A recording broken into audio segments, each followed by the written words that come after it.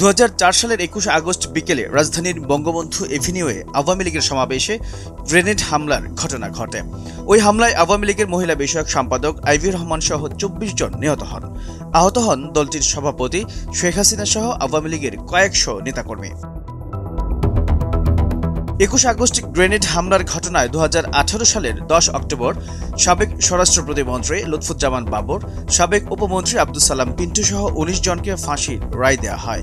এছাড়া বিএনপির senior vice chairman Tarique Rahman, Begum Khaleda জিয়ার রাজনৈতিক সচিব হারিস চৌধুরী, বিএনপি নেতা কাজী শাহ মোয়াজ্জেম হোসেন কায়কোবাদ সহ 19 জনকে যাবজ্জীবন কারাদণ্ড দেন বিচারিক আদালত। বহুল আলোচিত এই হামলা মামলার আপিলের রায় দিয়েছেন হাইকোর্ট। রায়ে বিএনপির ভারপ্রাপ্ত চেয়ারম্যান তারেক রহমান সহ সব আসামি খালাস পেয়েছেন। সেই সঙ্গে মামলার অভিযোগপত্র অবৈধ ঘোষণা করা হয়েছে। মহামান্য আদালত এই যে চতুর্থ চার্জশিট এবং মুফতি হান্নানের দ্বিতীয় স্বীকারোক্তিমূলক জবানবন্দির ভিত্তিতে যে চার্জশিটটা দেওয়া হয় সেই চার্জশিটটা আইন বহির্ভূত ছিল। সিআরপিসি এবং এভিডেন্স অ্যাক্টে এই চার্জশিটের কোনো আইনগত ভিত্তি নাই। তাই এই চার্জশিটে যারা অন্তর্ভুক্ত ছিল তারা এই মামলা থেকে খালাস পেয়েছে। 1 নভেম্বর বিচারপতি AKM আসাদুজ্জামান ও বিচারপতি সৈয়দ এনায়েত হোসেনের দ্বৈত হাইকোর্ট বেঞ্চ এ রায় ঘোষণা করেন। রায়ের পর্যবেক্ষণে হাইকোর্ট বলেন, সাক্ষীরা ঘটনার বর্ণনা করেছেন, কিন্তু কে গ্রেনেড নিক্ষেপ করেছেন তা কোনো সাক্ষী বলেননি। এছাড়া 21 আগস্টে কে গ্রেনেড সরবরাহ করেছে তা চার্জশিটে উল্লেখ করেননি কোনো তদন্ত কর্মকর্তা।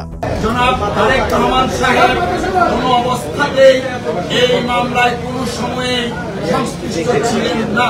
21 আগস্টের মামলাটা বাংলাদেশের রাজনীতিতে ডমিনেট করেছিল এবং সম্পূর্ণভাবে শেখ হাসিনা এবং আওয়ামী লীগের নেতাদের প্রপাগান্ডার শিকার হয়েছিলেন জনাব তারেক রহমান সাহেব। আজকে আমরা এবং দেশবাসী জাতি মনে করেন আমরা সকলে আজকে ন্যায় বিচার পেয়েছি। এর আগে সকাল 11টায় বহুল আলোচিত মামলাটির ডেথ রেফারেন্স ও আসামিদের আপিলের রায় ঘোষণা শুরু হয়।